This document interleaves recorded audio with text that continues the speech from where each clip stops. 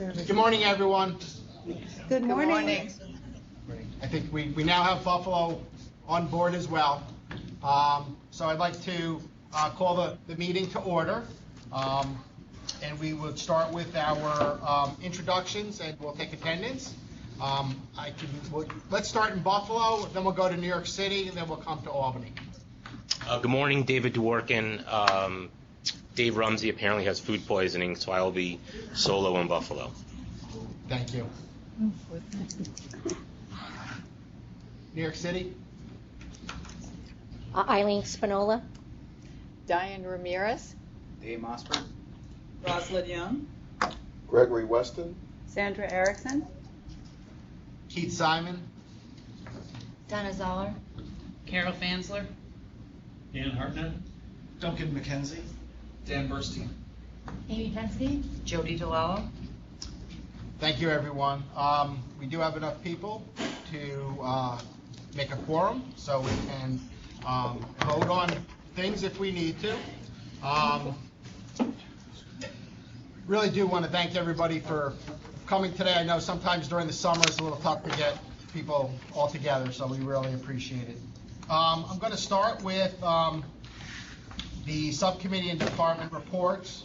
Since we do have a quorum, I will ask for a motion to approve the April draft summary, the meeting minutes. So moved.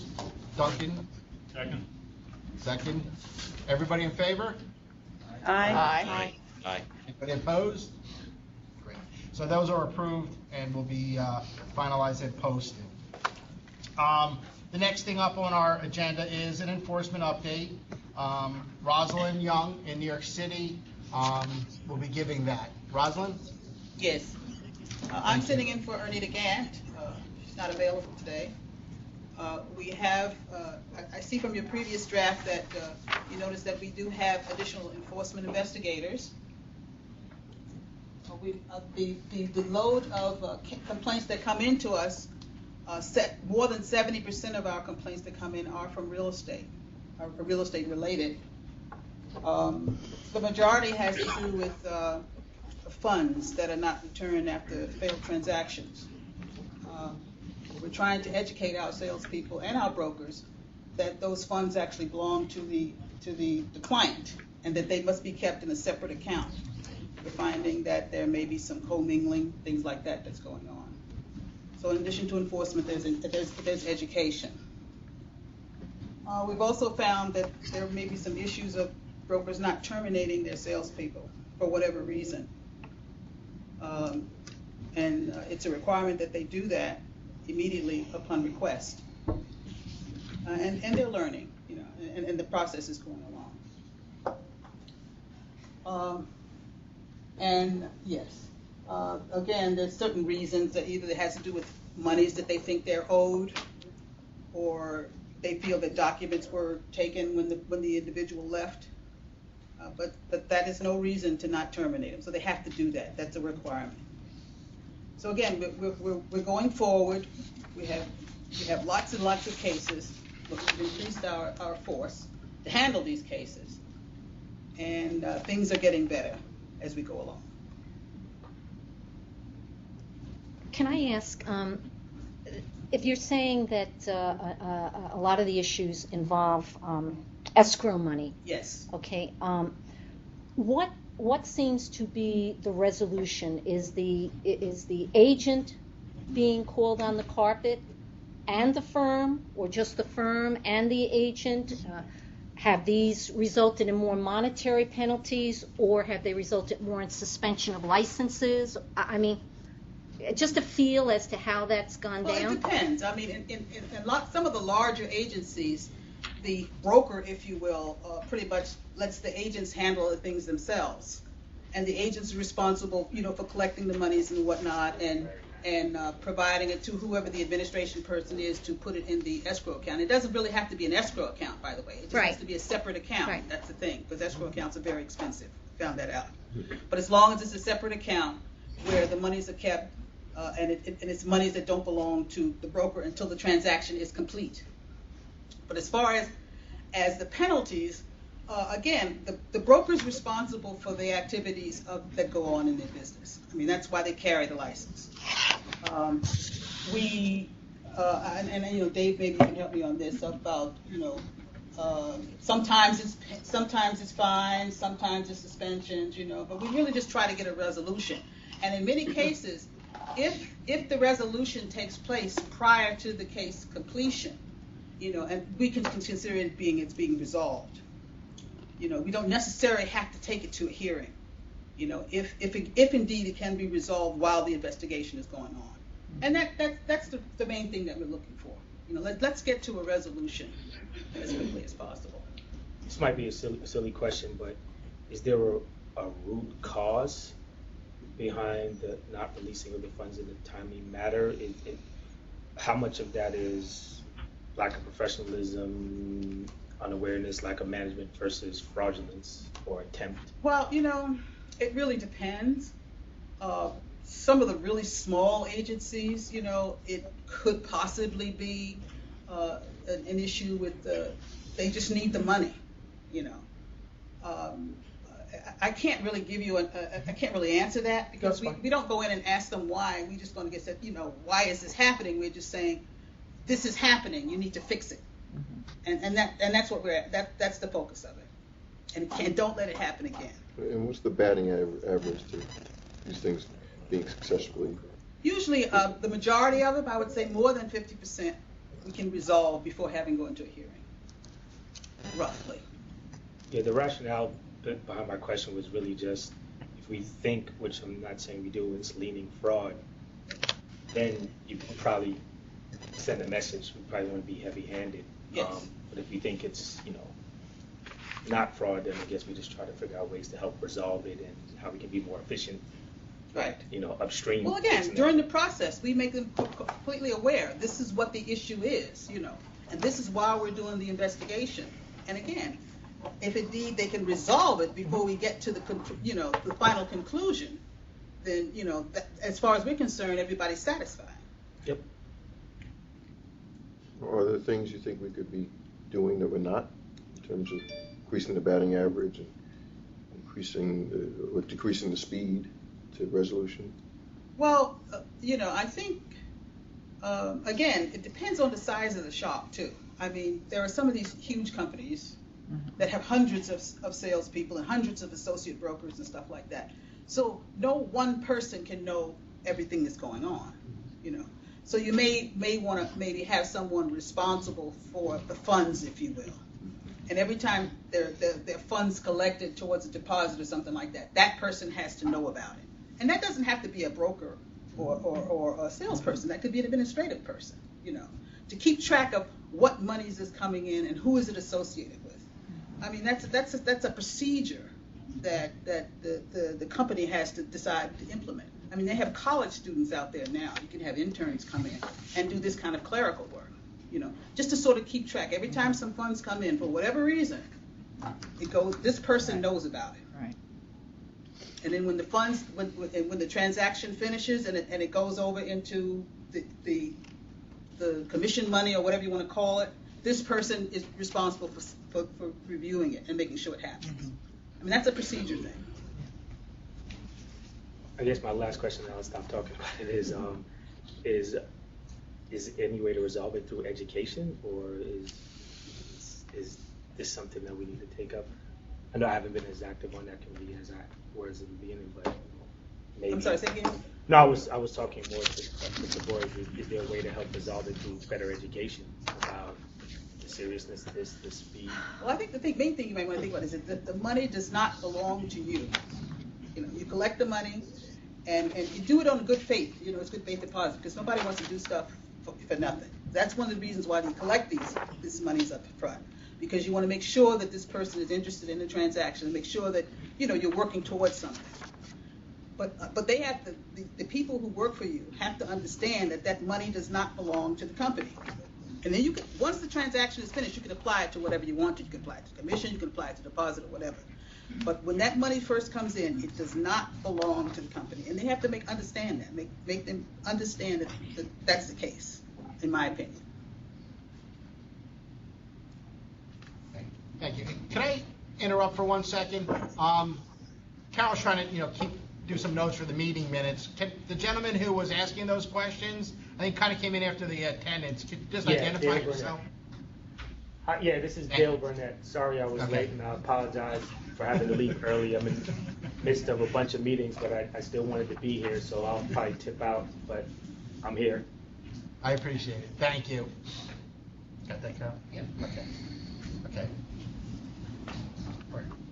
Are we moving on? Are we okay with that issue now? For now? Okay. Thank you, Rosalind. The next thing up is the education subcommittee, and I believe Sandra is going to speak about that today. Sandra? Yes, good morning, everyone. The committee has been very busy on revising the broker's curriculum. As everyone I'm sure knows, it's remaining at 45 hours. The highlight of the changes is that we have expanded to 16 hours the broker's office operation, which includes license law and agency law. So the committee and the board has felt that this is very, very important to do. Mark is on vacation, but I want to thank him for assisting the committee in this task, and also thank Eileen and Priscilla and Tom for their time and dedication. This has been a huge undertaking. Carol sent the draft to all the board members last week. Has everyone had an opportunity to go through it? Yes. Yes? Everyone there? Yes. Does anyone have any comments or questions? I see a huge improvement. I'm thrilled the direction we're going in. No? Anyone else? I'd echo that. Yeah. So then it seems that this is in a draft form from what Mark explains to us, that it will go through many other channels, the legal department and such, for any comments, and I guess they'll let the committee know what changes or how, maybe in wording or. Do you have anything to add, or that's?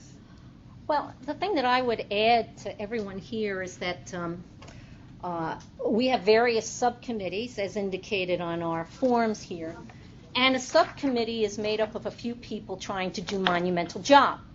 And we bring it back to the larger group, asking your input. And we believe, based on our experience, we've given it the best shot we can. But we truly believe that we need your input on specificity of certain areas and topics. And I know this was sent out to you, I think, last Thursday evening, so maybe many of you gave it a cursory review. And we were hopeful that each of you, based on your experience, because in all honesty, of our subcommittee, and we had an active subcommittee of possibly 4 people, really only one person on that subcommittee is out on the street. Sandra. And certainly, being out on the street, you have a much vaster experience than those of us who that have run educational programs or teach, etc. More book learning. And we can all come together and produce a very good product. So, we were hopeful that, to get any comments today, but hopeful that you might look at a section that you feel you have real expertise in. Maybe some of you it's the general business law section. Maybe for some of you it's the development section. Maybe for some of you it's the taxation section. And you would really kind of say, this is how we're going to support the subcommittee work.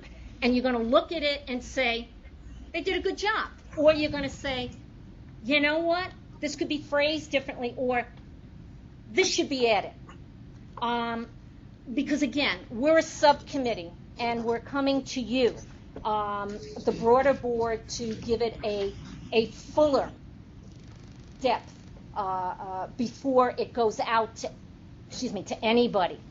So I don't know if anybody today would want to step up and say, you know what, in the next 3 weeks, we'll get back to you on construction, or we'll get back to you on taxes, or we'll get back to you on development.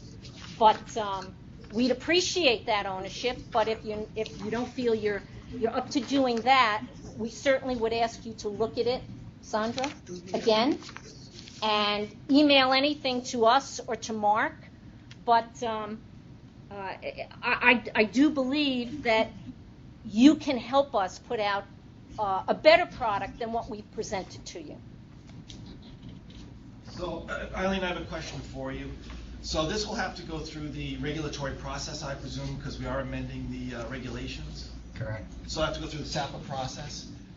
So is it your thought then that the next time the committee meets, which would be, do you have a sense of when the next meeting might be? November, I think it is. November, December. November, So December. that we would be prepared to vote as a committee or as a board to send this on and get the SAPA process initiated when we meet next in November or December? Well, again, that's entirely, up to you. But I do think that, the board should give it an in-depth look. The people that were not active on the subcommittee, give it an in-depth look and give a little bit of their imprimatur on it before it goes through the regulatory process. So it would be the next meeting, yes. Okay, good, because again, this has been a project that's been going for quite a while. A lot of hard work's gone into it. And in the spirit of trying to get the best and the most comments that we can, the SAPA process does that best. So once we get this done, again, the second look internally, I'd like to think that in November or December, whenever we meet next, we can move this along to the next level. I think that's appropriate. But just to give you an idea, when we put this out to the different schools, and they ask instructors to teach, we should have enough of a curriculum that says in every school these are principles that you are teaching. And in several sections here, there are ideas. For instance, in one talks about as 4 characteristics of value, but there's no specifics. So you might have an idea of what the 4 characteristics of value are. I might have an idea, and I might share 2 of the 4, but we might not all be teaching the same thing. And I think that's a mistake. So I truly believe that we need people to help us in areas where it has not been as detailed as it might be. I think this is a wonderful document. I think that we've done a wonderful job. But again, we're a subcommittee, and I do believe that the board has to take some ownership of this and contribute to the final document. And if we have contributions and we want to vote on it at the next meeting and say it's good enough to go through the process, then that's fine. Well, thank you for that, Eileen. But as the chair of the committee, I would implore every committee member to please read this in detail and not just before the next meeting, like in the next week or so we can have this ready well before the next meeting if you bring up some very valid points. And I hope I have a commitment from everyone, and those board members who are not here, Mark and I can reach out to them and ask them to please review it, because it is a big change. We feel it's an excellent change. So we need to really give it the time and attention it needs. And I know Sandra was very gracious in thanking Mark from the DOS, but as a subcommittee member, I want to thank Sandra because she did an awful lot of work of corralling all of us and prodding all of us. And so, Sandra, kudos to you. Thank you. If I could add just a couple of my own comments just from listening. So I understand that, it's not going to get voted on now, and I appreciate, all the things that you said, Eileen, but I do want to say, it'll never be so specific that it will be like you're handing them the reference book with every little tidbit of what you want them to, relate to the students. So, I mean, I know there was a lot of work put into it. I know the subcommittee is of 4 people, but I'm assuming it wasn't done in a vacuum. So I'm assuming, you've discussed it with other people, reached out to other people. So, it's fine for, to be looked at like you suggested, and make sure that we're ready to vote on it as a board at the next meeting, because otherwise these things, if you try to make it so perfect, they just never get approved, and we never get anywhere. So, people did have a week to look at it. May not be enough time, but certainly I would say that next meeting it'll definitely be voted on, regardless. You have a comment? I'm curious, we vote on this, if we voted on this at the next meeting, which hopefully we would, what's the process from there? Where do we go from there? From there it goes to David would, put it into reg to change the regs, and then it goes to, and Dave could probably speak to this a lot better than I can, but it goes to it gets printed, it gets to the public, people have a certain amount of time to comment on it, and so forth, and, it's different kind of comments. So, I think Eileen was referring to, comments from people within the board to make things better. Other people might have, just a complaint about what's in it, or that's not in it, or something like that. And those will get taken into account, but I don't know that we can rely on that process for the rest of the board members, to get to somebody to say, hey, make a comment on this, because I don't agree with it, or whatever. So, we definitely want to have the whole board, obviously on board to, which would be, great, and then we can pass it and we can, move along. But yeah, that's the gist. Dave, did I oversimplify that process? No, that sounds about right. Okay. But after the public comment, you have another opportunity to mark this up and change it, obviously. We have to consider all of the comments, and then, I don't know that we're obligated to do things, but we have to consider them and make a rational, decision on what we do, and then, then we could vote. So. Thank you. Okay.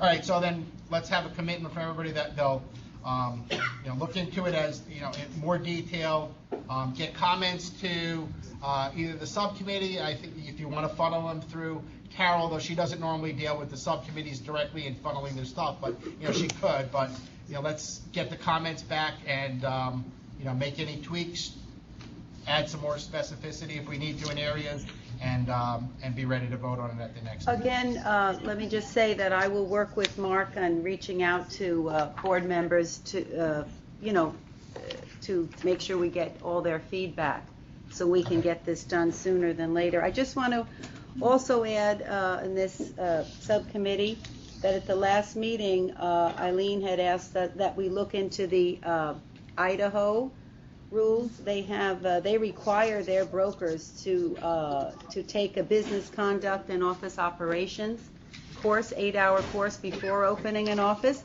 So we considered some of their points in our in what we added into the broker's office operations, and the committee will also look into perhaps offering this as a continuing education. So that's just a follow-up on that. And that ends the report. Thank you, Sandra. And also, my thanks to the whole subcommittee on working. I know it was a lot of work to get done. Okay, so let's move on to our action items. These are things from previous meetings. I'm going to go back to Rosalind. There was an issue having to do with letters being sent to complaint respondents. Rosalind? Yes, we've made it quite clear to all of our investigators that they must correspond with the respondent and let them know what the outcome is as it relates to leaving enforcement.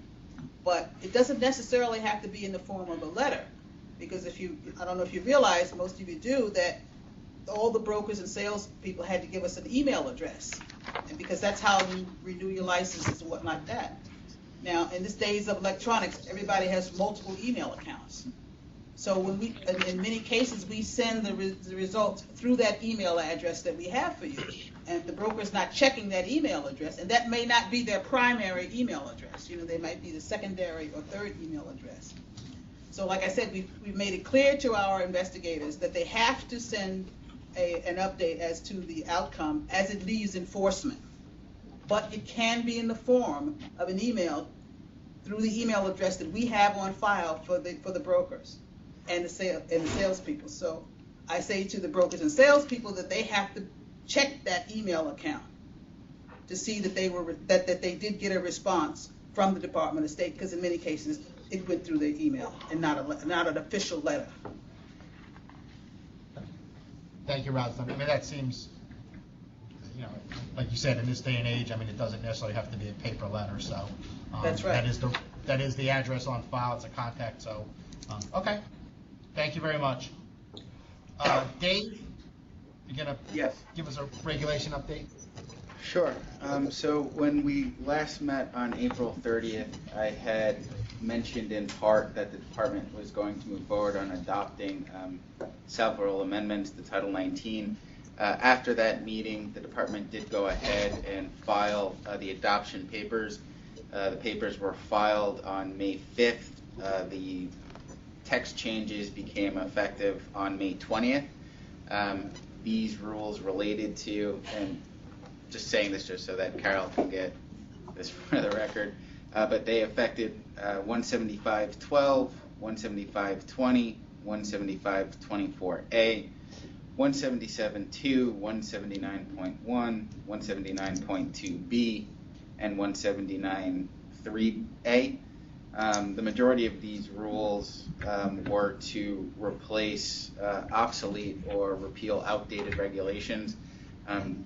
Since I already went over, gave an explanation of these rules, I won't go over all of them again, but for example, one of the rules we got rid of was requiring the duplicate original of an instrument. It now just requires a copy of the instrument. We made changes to reconcile with certain statutory text and definitions, for example, of like real property. We've amended our regs to accurately reflect what's in statute. And so, as I said, all of those regulations were filed and are effective as of 5/20. I know at our last meeting we had also discussed moving forward on other regulation changes, specifically to 177.3G, 175.25D2, and 176.3A. We're still working on putting all that stuff together. Fortunately, the regulatory process can take some time, as Keith was sort of mentioning before. But that is something that we're still working on, and then hopefully the next sort of process will be preparing all of the required SAPA documents, getting all necessary approvals, both from Chamber and from RRU, then filing it with the Division of Administrative Resources, having the rule published in the State Register, having a 45-day comment period, and now reviewing those comments and making any sort of changes that are necessary or in the best interest, and then depending on what happens, either filing a notice of adoption or doing another notice of proposed. So it's still a process we're working on, but I just wanted to give an update as to what we've been doing so far. Thank you, Dave. Last action item had to do with reciprocity with Nebraska, and Amy's going to address that. Yeah, at the last meeting, Eileen inquired as to why we don't have reciprocity with Nebraska anymore. So I did research into our archives, and I found that in 2008, Nebraska sent us a letter requesting to terminate the reciprocity agreement. So once a state asks us to do that, we go through our records and we remove the reciprocity agreement, and that's why we no longer have it. Sometimes that's what happens. The states will have changes in their education, or just for whatever reasons they determine they do not want to have a reciprocity agreement with New York anymore. So we update our records accordingly. Did they give a reason? Is it something we said? No, they don't. No, they didn't give us a reason. They just sent us a letter saying we're ending the reciprocity agreement. Okay. Just following up on that, it is surprising when someone ends it that, I don't know, is it worth picking up the phone and just saying, can you give us a reason why? Because, as I indicated before, for many practitioners, having licenses in other states helps them. I mean, there are New York State licensees. They're earning a living, and if they have the potential to increase their earning power, I think it's important that we support them in that regard. And it would be interesting to know why certain states have more reciprocity than we do. And is it something maybe we could rectify if it's a matter of whatever? And maybe it isn't. Maybe it's something we wouldn't want. But if we don't know. Yeah. Many times it's a comparison of education, like what they require in their state compared to what we require in our state.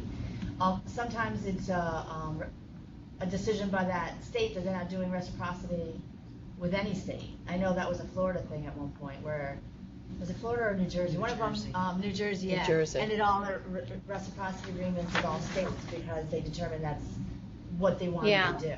So.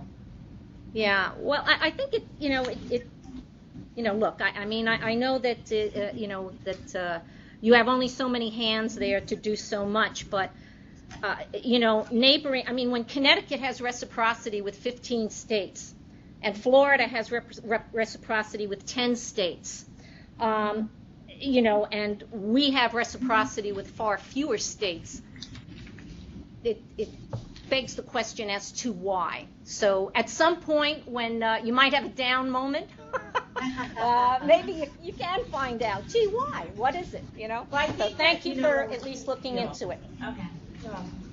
Maybe they'll reconsider 7 years down the line. They've had some time to think about it. I think that, I mean, we've talked about, for all of our disciplines, reaching out to other states. It's just a huge undertaking because it's not just saying, okay, we'll do it. There's, contract agreements and legal work that needs to be done to enter into a reciprocity agreement. But compare the criteria. Yeah, to compare the criteria. But it is, something that... It means more taxes for New York State when our agents make more money. So. And I've never been in Nebraska. It wasn't me.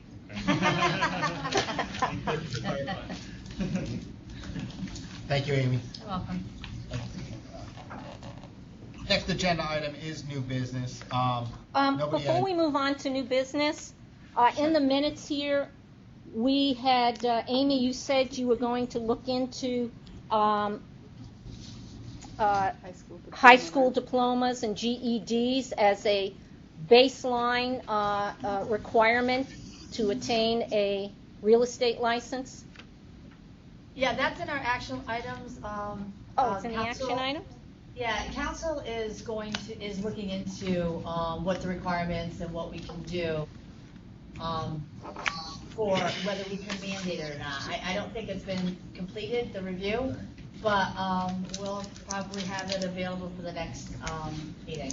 But there's some review that needs to be done, to determine whether our statute allows us to require it, and then a determination from our executive office whether we want to require it too. So it's kind of a twofold determination that needs to be made. But it is being looked into. Thank you. There was one other item that was asked, and it was something from Tom Kuzak that he said he asked 20 years ago or something, and it was about the points, about whether people get points for experience whether they're a listing agent or whether they actually do the sale. And it was determined, and I did provide the information to Tom about it, that if someone's a listing agent, they get the 10 points, and if they're part of the sale, they get the 250 points. If they're part of both, they get both the 10 points and the 250 points. So that's the way that it is on our application right now. In the future, if there's a decision by the board that they want to modify that, then that probably should be brought to one of the subcommittee meetings to discuss further. But I did address Tom on that, so we can put that one to bed, and we did answer that to Tom. So I just wanted to let the board know. 20 years later. Yeah. So. Okay. Thank you. Okay, so new business. We had nobody reached out to us to place anything on the agenda specifically new, but I will certainly ask if anybody has anything they'd like to bring up at this point. I've got a question in Buffalo just for my own curiosity and Dave Rumsey's as well, and it's probably Department of State question and indirectly applies to real estate. Is there ever in our foreseeable future a concept of having video conferencing in Rochester? Not that I'm aware of, I don't know. Okay, I mean, I don't know what, I assume it's, I don't think that we have video conferencing available there. I mean, I think that we probably could look and see if any other agency does, but I think at the Department of State, we don't have this technology available in a Rochester office. And doesn't this help? And it would have to be- That you have meetings in different parts of the states if we have these.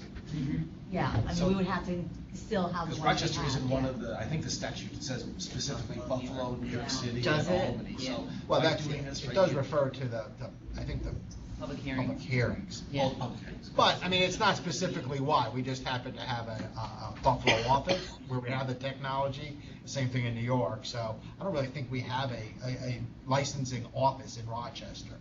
Not even sure that the department has an office at all. We can look into it to see if there's a possibility.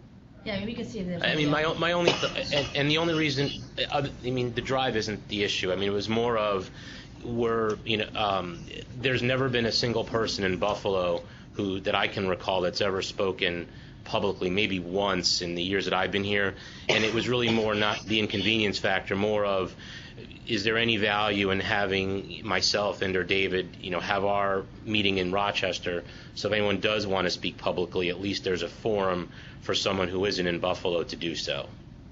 Does it have to be a state-owned office to have the teleconferencing? It probably does, because it's not just teleconferencing, it's streaming and recording, so it has to be able to go through the ITS system. They If it set it up. doesn't, we might be able to accommodate something in Rochester. Right. You can save me. I mean, again, I'll there too. Throwing it out there.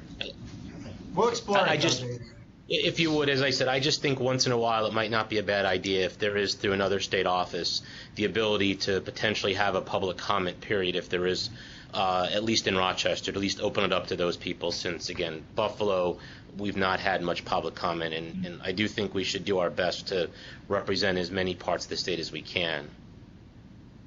Okay. We'll So explore it. thanks. You're welcome. Any other new business that anybody would like to bring forward? If not, we could open the floor to public comment. I'm looking in Buffalo, nobody there. Tom didn't show up today. He could have asked a question today. We could have got back to him in another 20 years with the answer. All right, so how about New York City? Do you have any members of the public there that would like to comment? I take that as a no. Albany? Yes. Good, John. You want to go up to the? Can you just sit here? I don't know. Do you have a camera angle set up for there, Carol? Yeah. You do? Wants to do that. You can sit. You can sit. We'll find Everybody you. can see you there. I'm just going to read something I wrote. Sorry. Good morning. My name is John Manfred. I'm vice. My name is John Manfred. I'm the vice president of the Manfred Real Estate Learning Center in Albany, New York. The reason today I am taking the opportunity to speak during the public comment is to address the board a question regarding the definition of the term affiliated. I'm sorry, we're having trouble hearing. I can't hear either. Yeah. Neither can I. Someone's phone? So, maybe I think you just need to talk louder, actually. Just talk about it. Yeah. The reason today for taking the opportunity to speak during the public comment is to address the board with a question regarding the definition of the term affiliated with and controlled by in regards to real estate license law, Part 176 and 177, approval of real estate courses and approved entities. It has been brought to our attention that 2 out-of-state real estate education distance learning providers, the CE Shop and the Career Web School, and 1 in-state online provider, Real Estate U, have affiliated with local and statewide brokers, Realty USA, Coldwell Banker, Prime Properties, Hunt ERA, and Whiker. Both provide online ads and links to these educational providers from career opportunities links on the brokers' websites, and is offering a 20 to 50% commission for each new licensee who clicks through and purchases. I have examples for all of you.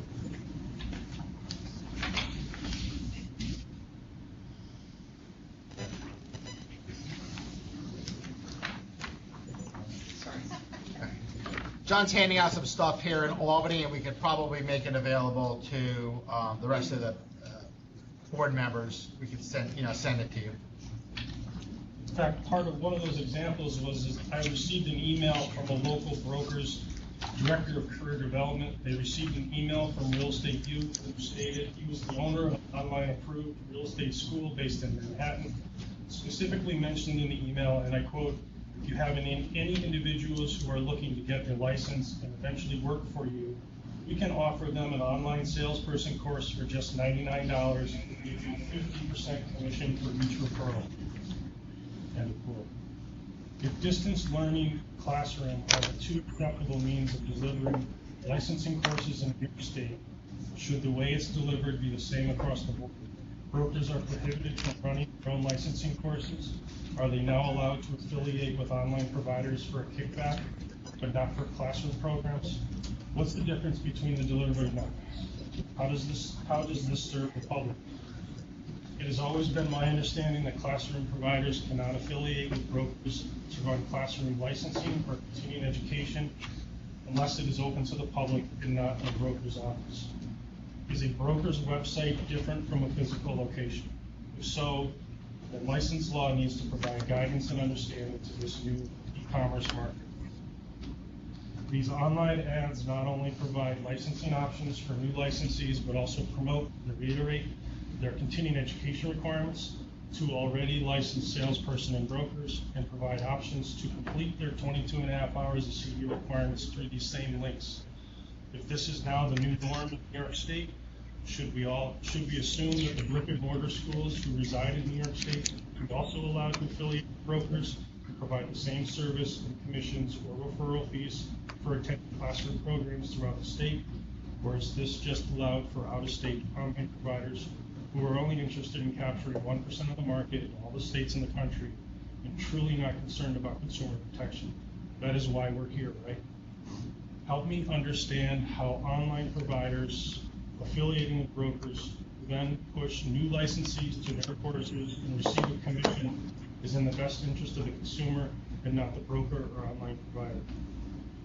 It is stated in Real Estate License Law, Part 176.1, Part 177.2, approved entities. No real estate course of study seeking approval may be affiliated with or controlled by any real estate broker, licensed salesperson, licensed or certified real estate appraiser, firm or company or franchise, or controlled by a subsidiary of any real estate broker, real estate appraiser, or franchise. We would like to ask the Real Estate Board to interpret these sections of license law and also to include definition of affiliated with or controlled by, so that the brick and mortar real estate schools, many of which who have been servicing the real estate industry for over 30 years, can also affiliate with New York State brokers and provide the same level of service, or take the stance and not allow this kind of business and practice in New York State. Our jobs as proprietary schools in New York State is to follow license law and to protect the consumer. Our business of education has become cutthroat with all of these online providers who don't seem to have any oversight and have created a market that seems to be interpretation based on how they do business in other states. Thank you. Thanks, John. Dave, I'm going to reach out to you first. So certainly, not a place for any kind of an answer at this point, but John's concerns, should they be formalized in a complaint and sent through enforcement? Is it an interpretation from yourself? I mean, I don't know that the board necessarily will weigh in at this point. First I must say it was a little bit hard to hear the comments, and obviously in New York we're at a disadvantage because we don't have the materials that was provided to the Albany office. I would suggest that if those materials made its way down to New York, what we could do is, I think, render sort of an opinion from our counsel's office. The issue in part, while we may have some sort of, trying not to give an opinion on the spot. Assuming that a license law violation exists that's committed against our licensee, the Department of State obviously has jurisdiction to try to remedy that situation.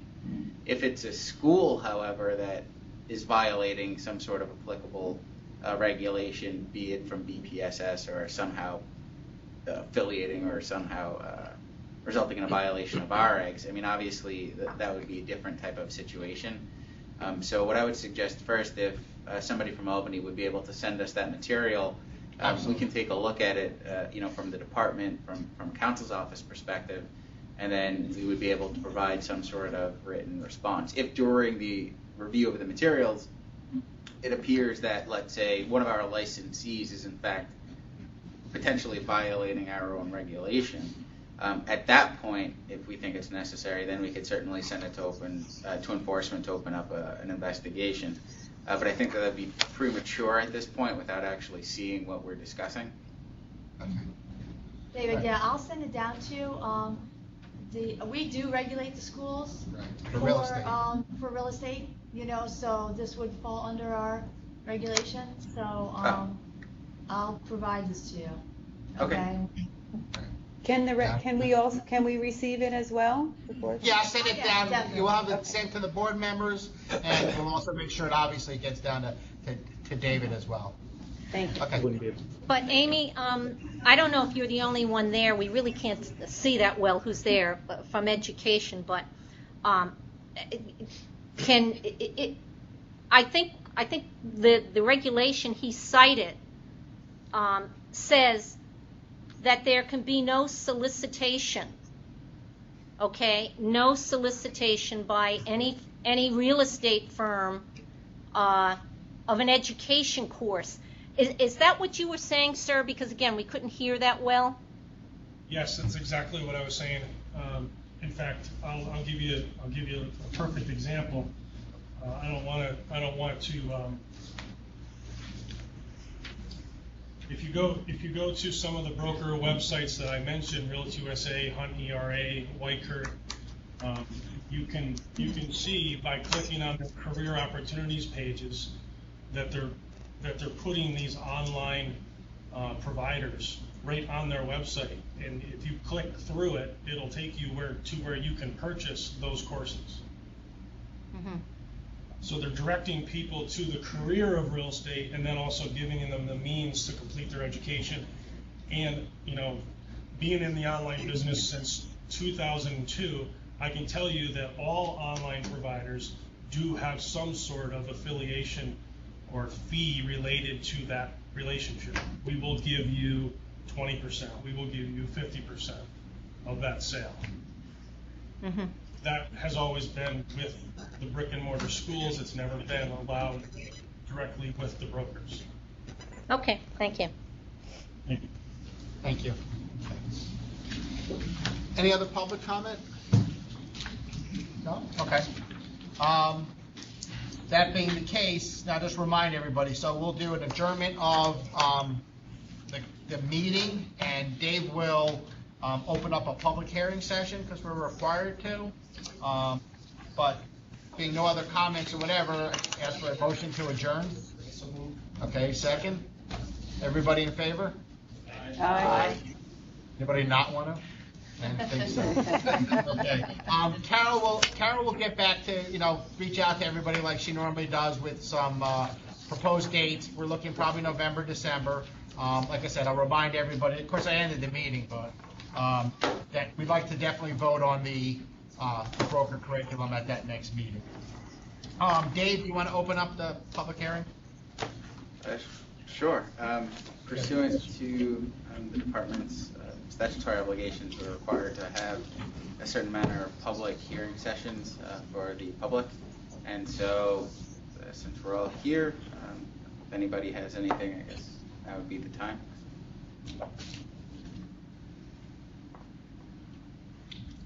Anybody in Albany? Does not appear to be. Buffalo? Anything? I don't believe there's anyone here to speak for the public comment, for the record. Okay. Well, if nobody has any public comments for the public hearing session, I think that we can close the public hearing portion of the meeting for August 26, 2015. Thank you.